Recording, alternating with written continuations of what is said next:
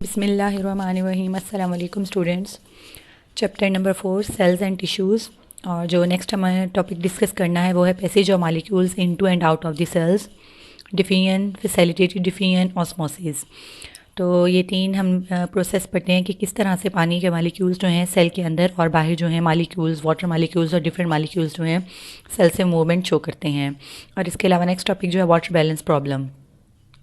Students, अपने last lecture में हम लोगों ने डिस्कस किया था water act as an open system, यानी cell act as an open system. Cell जो है वो ओपन सिस्टम के तौर पे काम करता है, यानी सेल्स के अंदर मॉलिक्यूल्स आ भी सकते हैं और जा भी सकते हैं। Passage of molecules into and out of the sales.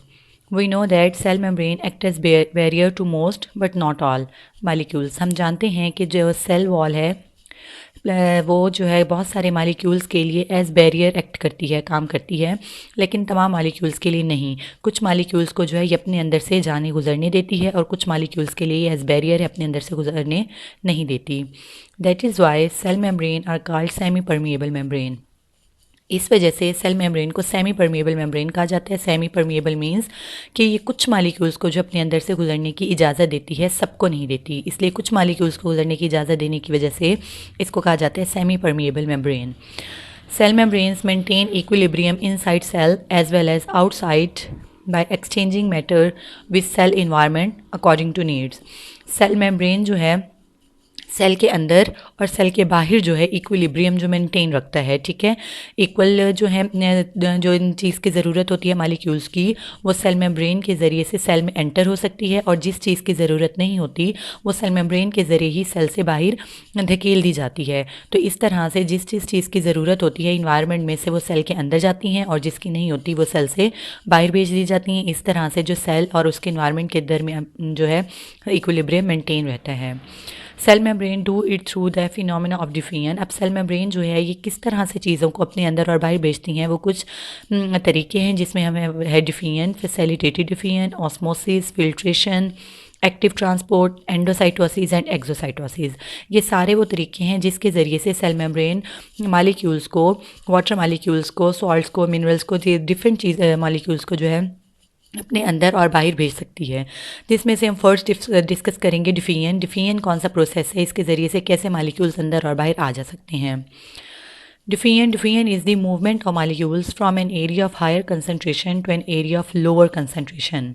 यानी डिफिजन के अंदर जो है मॉलिक्यूल्स कहाँ से मूव करते हैं, वहाँ पे जहाँ पे मॉलिक्यूल्स की कंसंट्रेशन ज़्यादा हो वहाँ से मॉलिक्यूल्स किस तरफ मूव करेंगे, उस तरफ मूव करेंगे जहाँ पे मॉलिक्यूल्स की कंसंट्रेशन कम होती है। Along concentration gradient. Along concentration gradient mean यानी कम से ज़्यादा की तरफ जा रही है और इसलिए यहाँ पे एनर्जी यूज़ नहीं होगी। इसके लिए जैसे हम एग्जांपल लेते हैं कि अगर हम एक रूम में किसी रूम के एक कॉर्नर में खड़े होकर एयर स्प्रे करें या परफ्यूम जब स्प्रे करती हैं तो वहाँ पे कंसंट्रेशन ज़्यादा होती है, और थोड़े टाइम बाद हम देखते हैं कि उसकी जो फ्रेगनेंस है वो पूरे रूम में फैल जाती है। तो यानी वो हायर कंसंट्रेशन से लोअर कंसंट्रेशन की तरफ मूव करते हैं और इसमें कोई एनर्जी की ज़रूरत नहीं होती। तो मॉलिक्यूल्स भी ऐसे जहाँ पे ज़्यादा हैं ज़्यादा से कम की तरफ मूव करेंगे। The molecules of any substance, किसी भी सब्सटेंस के मॉलिक्यूल्स, चाहे वो सॉलिड है, लिक्विड है या गैस हैं, हमेशा मोशन में होते हैं, ठीक है। अगर हम देखते हैं कि हमें लिक्विड और गैस के मॉलिक्यूल्स की मूवमेंट शो होती है, जो सॉलिड के मॉलिक्यूल्स हैं वो हमें बज़ाहिर उनकी मूवमेंट नज़र नहीं आती, लेकिन जब वो मूवमेंट होते हैं तो हमें वाइब्रेट होते हैं। When that substance is above 0 degree kelvin और -273 डिग्री सेंटीग्रेड। अब हम जानते हैं कि -0 डिग्री सेंटीग्रेड कितना कम होता है, ये फिर -270 डिग्री सेंटीग्रेड से जब इनका टेम्परेचर ज़्यादा होता है तो ये फिर मॉलिक्यूल्स जो है मूवमेंट शो करते हैं। In a substance majority of the molecules move from higher to lower concentration. बहुत सारे इन सब्सटेंस में क्या होता है कि मॉलिक्यूल्स जो हैं हायर कंसंट्रेशन से लोअर कंसंट्रेशन की तरफ मूवमेंट करते हैं। Although there are somewhat move from low to high, लेकिन कुछ मॉलिक्यूल्स ऐसे भी होते हैं जो ज़रूरत के तहत कम से हाई की तरफ भी मूव करते हैं। द ओवरऑल और नेट मूवमेंट इज़ दस फ्रॉम हाई टू लो। लेकिन जब हम एक ओवरऑल नेट मूवमेंट की बात करें तो हमेशा ज़्यादा से कम की तरफ ही होती है। Low concentration, eventually the molecules reach a state of equilibrium. तो मालिक्यूल्स जो हैं वो इक्विलिब्रियम की स्टेट पे पहुंच जाते हैं, where they are distributed equally throughout the area. जहाँ पे है वो पूरे एक एरिया में उस जगह पे मुकम्मल तौर पर बराबर इक्वली जो है डिस्ट्रीब्यूट होती हैं, यानी किसी जगह पे कम किसी जगह पे ज़्यादा नहीं होते। जब हायर से लोअर की तरफ मूव करते हैं तो जब तक वो उस एरिया में मुकम्मल तौर पे फैल के इक्विलिब्रियम मेंटेन कर लेते हैं। तो स्टूडेंट्स हमने देखा कि हम लोगों ने डिफियन प्रोसेस में किस तरह से मालिक्यूल्स जो हैं हायर से लोअर कंसंट्रेशन की तरफ मूव करते हैं। Diffusion is one principal method of movement of substance within cell. Diffusion जो है एक मेथड है मालिक्यूल्स के मूवमेंट के लिए सेल के अंदर, as well as across cell membrane, और सेल में से बाहर जाने के लिए भी। ठीक है, सेल के अंदर भी और सेल से बाहर जाने के लिए भी डिफियन के ज़रिए जो है मालिक्यूल मूवमेंट शो करते हैं। अब हम एग्जांपल देखते हैं किस तरह से, जैसे carbon dioxide, oxygen, glucose etcetera can cross sell membrane by defiant. अब ये जो गैसेस हैं, जब हम सांस लेते हैं, एयर इनहेल करते हैं, तो उसके अंदर ऑक्सीजन की कंसंट्रेशन ज़्यादा होती है, और इसी तरह से जब हम एक्सेल करते हैं एयर, तो उसमें कार्बन डाइऑक्साइड की कंसंट्रेशन ज़्यादा होती है।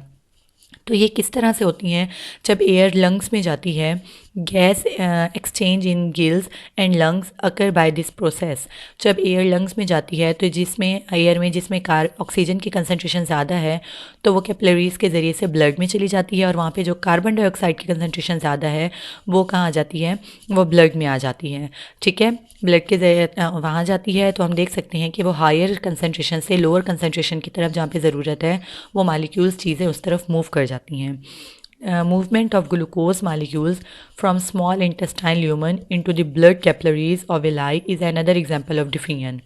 अब इस तरह से जब हमारे सेल्स के अंदर ग्लूकोज होती है, यानी जब फूड की ब्रेक डाउन होती है ऑक्सीजन की यूटिलाइज़ करते हुए, और फूड की ब्रेक डाउन होती है जो ग्लूकोज बनती है, तो स्मॉल इंटेस्टाइन के ल्यूमन में जो है ग्लूकोज की कंसंट्रेशन ज़्यादा होगी, और वो वहाँ से मूव करके कहाँ जाएगी, ब्लड कैपिलरीज़ में जाएगी, विलाई के ब्लड कैपिलरीज़ में जाएगी विलाई के, और फिर उन कैपिलरीज़ के ज़रिए से ब्लड हमारी पूरी बॉडी में मूवमेंट करता है, और ये फिर ग्लूकोज जो है तमाम सेल्स को, तमाम बॉडी पार्ट्स को फराहम कर दी जाती है। तो हम ये देख सकते हैं कि बॉडी के अंदर जो है किस तरह सेल्स के अंदर जो है मालिक्यूल्स की जो है मूवमेंट होती है, यानी एक चीज़ जहाँ पे उनकी कंसंट्रेशन ज़्यादा है वो हायर से लोअर की तरफ मूव करते हैं।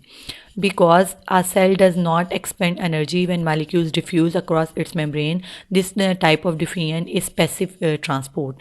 जिस तरह मैंने आपको स्टार्टिंग में बताया कि जो मालिक्यूल्स हैं वो हायर से लोअर कंसंट्रेशन की तरफ जाते हैं, ज़्यादा से कम की तरफ जब मूव करते हैं तो इसमें किसी एनर्जी की ज़रूरत नहीं होती। तो जब एनर्जी की ज़रूरत नहीं होती, इस तरह के डिफ्यूजन को हम पैसिव ट्रांसपोर्ट भी कहते हैं। नेक्स्ट हमारा टॉपिक है सेकंड टाइप है फैसिलिटेटेड डिफ्यूजन। अब फैसिलिटेटेड डिफ्यूजन कौन सी होती है, many molecules do not diffuse freely across cell membrane. कुछ मालिक्यूल्स जो हैं अपने साइज़ में बड़े होने की वजह से, साइज़ में या उनके ऊपर जब चार्ज होते हैं, आयंस होते हैं, वो चार्ज होने की वजह से या अपने साइज़ में बड़े होने की वजह से सेल मेम्ब्रेन में से फ्रीली पास नहीं हो सकते, डिफ्यूज़ नहीं हो सकते। Such molecules are taken into and out of the cells with the help of transport protein present in the cell membrane. अब वो वाले मालिक्यूल्स जो हैं तो वो साइज़ में बड़े हैं, लेकिन उन पे या फिर चार्ज आयंस हैं, तो वो जब सेल में से पास नहीं हो सकते, तो वो किस तरह से, उनकी अगर सेल में ज़रूरत है तो वो किस तरह से सेल के अंदर जाते हैं। हमने कहा कि सेल मेम्ब्रेन का जब हमने स्ट्रक्चर पढ़ा था, हमने कहा कि ये लिपिड बाइलेयर है, और इसके अंदर हमने कहा कि प्रोटीन जो है एम्बेडेड हैं, प्रोटीन के मालिक्यूल्स एम्बेडेड हैं। तो हम यहाँ पे देख सकते हैं कि वो कहते हैं जो मालिक्यूल्स साइज़ में बड़े होते हैं उनको ये प्रोटीन जो है, अगर हम देखें इस लेयर से, ये प्रोटीन लिपिड लेयर से बाहर की तरफ है, यहाँ पे भी बाहर की तरफ है मेम्ब्रेन से, यहाँ पे भी बाहर की तरफ है। तो जो मालिक्यूल्स बड़े होते हैं वो इस प्रोटीन की मदद से, वो इस प्रोटीन के साथ अटैच होने के बाद यहाँ से सेल मेम्ब्रेन से पास होने के बाद अंदर सेल की तरफ आ जाते हैं। ठीक है, तो सेल की तरफ आ जाती हैं। अब यहाँ पे इस जो ये प्रोटीन होगी तो इसको हम क्या कहेंगे, ट्रांसपोर्ट प्रोटीन। इस ट्रांसपोर्ट प्रोटीन की मदद से जो लार्जर मालिक्यूल्स हैं वो सेल मेम्ब्रेन से अक्रॉस होते हैं। स्टूडेंट यहाँ पे एक और हम देख सकते हैं कि डिफिनियन क्या है। यहाँ पे हम देखें कि वाटर मालिक्यूल्स या जो भी मालिक्यूल्स हैं उनकी कंसंट्रेशन ज़्यादा है और ये ज़्यादा से कहाँ की तरफ, बाहर कम है, इस तरफ मूव कर रहे हैं। ठीक है, फैसिलिटेटिव डिफिनियन में क्या है कि ये साइज़ में बड़े हैं मालिक्यूल्स और वो लेकिन इस ट्रांसपोर्ट प्रोटीन की मदद से यहाँ से बाहर की तरफ मूव करेंगे। ठीक है, ये जस्ट सेल मेम्ब्रेन से हम देख सकते हैं कि सेल मेम्ब्रेन से ही इस तरफ मूव की, लेकिन जब हम इसकी बात करें फैसिलिटेटिव डिफिनियन में तो ये जस्ट ट्रांसपोर्ट प्रोटीन्स जो हैं, जहाँ पे प्रोटीन्स होंगे उस जगह से सिर्फ ये वाले मालिक्यूल्स अक्रॉस हो सकते हैं, बाकी जगह से अक्रॉस नहीं हो सकते। When a transport protein move a substance from higher to lower concentration, जब ट्रांसपोर्ट प्रोटीन जो है मालिक्यूल्स को हायर से कंसंट्रेशन लोअर कंसंट्रेशन की तरफ मूव करती है तो इस प्रोसेस को हम कहते हैं facilitative diffusion. The rate of facilitative diffusion is higher than simple diffusion. जो फैसिलिटेटिव डिफिनियन का रेट है वो सिंपल डिफिनियन की निस्बत ज़्यादा है। Facilitative diffusion is also a type of passive transport because there is no expenditure of energy in this process. Students, इस diagram में एक बार हम फिर समझ लेते हैं, चाहे डिफिनियन हो चाहे फैसिलिटेटिव डिफिनियन हो, दोनों में मालिक्यूल्स की कंसंट्रेशन कहाँ से होती है, from higher to lower concentration. ठीक है, यहाँ पे भी मालिक्यूल ज़्यादा हैं, ये हायर से लोअर की तरफ जा रहे हैं, यहाँ पे भी ज़्यादा हैं, ये हायर से लोअर की तरफ जा रहे हैं। सिर्फ फ़र्क ये है कि ये स्मॉल साइज़ मालिक्यूल्स हैं और ये इस सेल मेम्ब्रेन में से ईजिली पास हो सकती है। ये लार्ज या चार्ज्ड मालिक्यूल्स हैं, बड़े साइज़ के हैं, तो ये इस प्रोटीन के ज़रिए से एक जगह से दूसरी जगह मूव करते हैं। और दोनों में क्या है कि हायर से लोअर की तरफ मूवमेंट है तो इनमें एनर्जी यूज़ नहीं होती। ठीक है, दोनों में एनर्जी यूज़ नहीं होती, इसलिए हम इन डिफिनियन को पैसिव ट्रांसपोर्ट भी कहते हैं। नेक्स्ट हमारा टॉपिक है जिसको हमने डिस्कस करना है वो है ऑस्मोसिस। ऑस्मोसिस में भी क्या होती है, मूवमेंट होती है मालिक्यूल्स की। हमने अभी दो टाइप्स पढ़ी किस तरह से सेल के अंदर और बाहर जो है मालिक्यूल्स मूव करते हैं। अब थर्ड जो टाइप है वो है हमारी ऑस्मोसिस। ऑस्मोसिस के ज़रिए हम देखते हैं किस तरह से मूवमेंट होती है। स्टूडेंट, जब भी हम ऑस्मोसिस की बात करते हैं तो इसका मतलब है कि हमारे माइंड में आ जाना चाहिए कि यहाँ पे हम वाटर मालिक्यूल्स की मूवमेंट की बात करेंगे। ठीक है, वहाँ पे हम डिफरेंट मालिक्यूल्स की बात कर रहे थे, लेकिन ऑस्मोसिस में जस्ट हम किसकी बात करते हैं, वाटर मालिक्यूल्स की मूवमेंट देखते हैं। Osmosis is the movement of water across a semi permeable membrane from a solution of less solute concentration to a solution of higher solute concentration. Students, अब ऑस्मोसिस में जो है मूवमेंट किसकी है, water की है, लेकिन यहाँ पे एक टर्म यूज़ की गई है, solution of lesser solute concentration to a solution of higher solute concentration. यानी पानी जो है किस तरफ मूव करेगा, वह पानी उस तरफ मूव करेगा जहाँ पे सॉल्यूट की कंसंट्रेशन, नमकियात की कंसंट्रेशन वगैरह ज़्यादा होती है। ठीक है, अगर हम एक एग्जांपल लें, एक ग्लास में हमने दो ग्लास हैं पानी के जिसमें पानी इक्वल है। ठीक है, और एक में जो है 1 चम्मच हमने नमक डाला और दूसरे में जो है 2 चम्मच नमक डाले। तो जिसमें 2 चम्मच नमक डालेंगे हम देखेंगे कि उसमें सॉल्यूट की कंसंट्रेशन हाई है और जिसमें 1 चम्मच हमने डाला उसमें सॉल्यूट की कंसंट्रेशन कम है। ठीक है, तो वाटर मालिक्यूल्स किस तरफ मूव करेंगे, लेसर टू हायर, यानी जिसमें 2 चम्मच नमक हैं उस तरफ वाटर मालिक्यूल्स मूव करते हैं।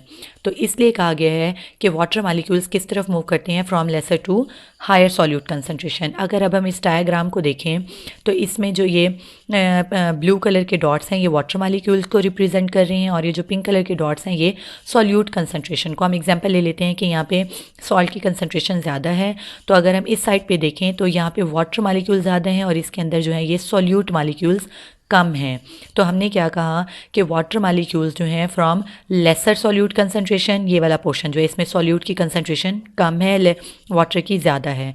Water molecules move from lesser solute concentration to higher solute concentration.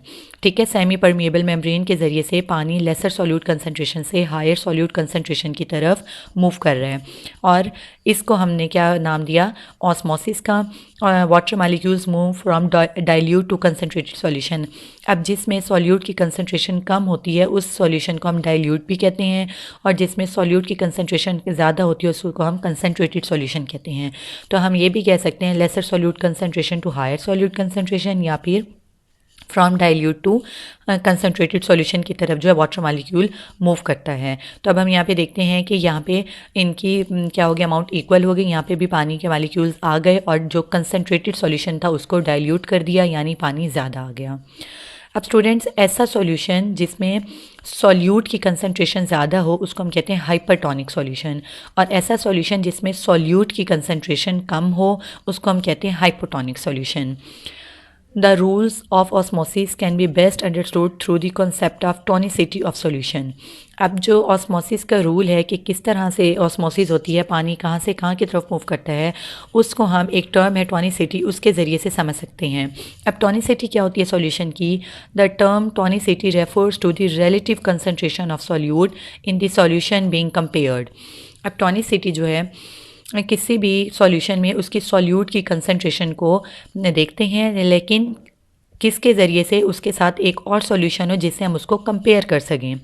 ठीक है, अगर हमारे पास सिर्फ एक ही ग्लास है पानी का और उसके अंदर सिर्फ एक ही हमने चम्मच जो है नमक हल किया हुआ है, तो हमें क्या पता चलेगा कि ये हाइपरटोनिक है या हाइपोटोनिक है? जब तक उसके साथ हमारे पास कोई दूसरा सॉल्यूशन नहीं होगा, जब तक हम उसको किसी दूसरे के साथ कंपेयर नहीं कर सकते, तो हम लोग नहीं बता सकते कि ये हाइपरटोनिक है या हाइपोटोनिक है। ठीक है, तो हमेशा दो सॉल्यूशंस होने चाहिए जिसमें हम कंपेयर कर सकें कि एक में ज़्यादा एक में कम है, तो एक हाइपरटोनिक और दूसरा हाइपोटोनिक है। अब हम इसके टाइप्स देखते हैं। Hypertonic solution has relatively more solute. अब रिलेटिवली का हम वर्ड क्यों यूज़ कर रहे हैं? कि उसके साथ जब दूसरा सॉल्यूशन होगा जिससे हम कंपेयर करेंगे, अगर हमारे पास एक सॉल्यूशन है तो हम उसको किसी से कंपेयर नहीं कर सकते। जब दो सॉल्यूशन होंगे तो एक में अगर सॉल्यूट की कंसंट्रेशन ज़्यादा है और दूसरे में कम है, तो जिसमें ज़्यादा होगी उसको हम हाइपरटोनिक सॉल्यूशन कहेंगे।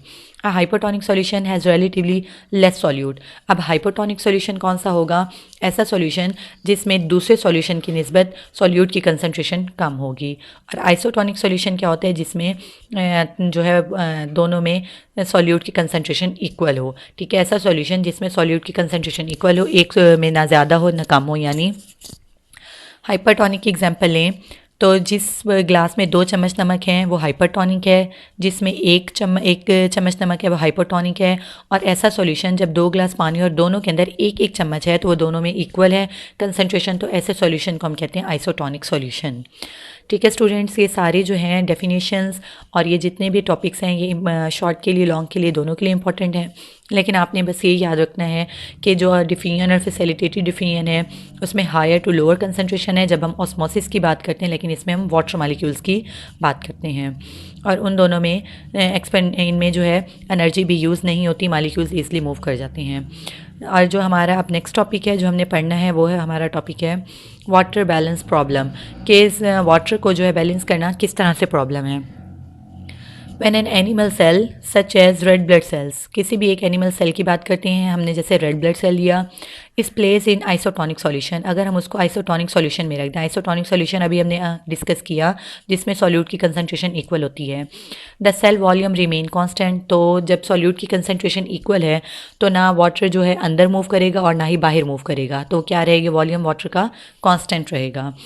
क्यों? Because the rate at which water is entering cell is equal to the rate at which it is moving out. ठीक है, जब सॉल्यूट की कंसंट्रेशन रेड ब्लड सेल के अंदर भी बाहर भी इक्वल है तो पानी अंदर की तरफ मूव करने और बाहर की तरफ मूव नहीं करेगा, वो क्या रहेगा? कांस्टेंट ही रहेगा।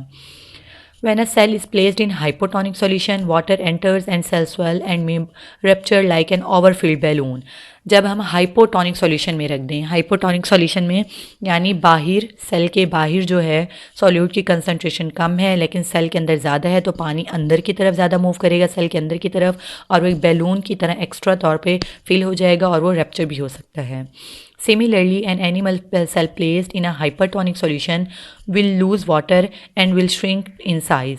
इसी तरह से अगर हम हाइपरटोनिक सॉल्यूशन में रख दें, यानी ऐसा सॉल्यूशन जिसमें सेल से बाहर सॉल्यूट की कंसंट्रेशन ज़्यादा हो, तो पानी क्या करेगा? सेल के अंदर से मूव होकर बाहर की तरफ आएगा, जिसकी वजह से वाटर लॉस होने की वजह से सेल क्या हो जाएगा? श्रिंक हो जाएगा। सो इन हाइपोटोनिक इन्वायरमेंट, जो हाइपोटोनिक इन्वायरमेंट कौन से होते हैं? फ्रेश वाटर, यानी उनके अंदर जो पानी के अंदर सॉल्यूट की कंसंट्रेशन कम होती है, इसलिए हम इसको कहेंगे hypotonic environment. Animal cell must have always to prevent excess enter water.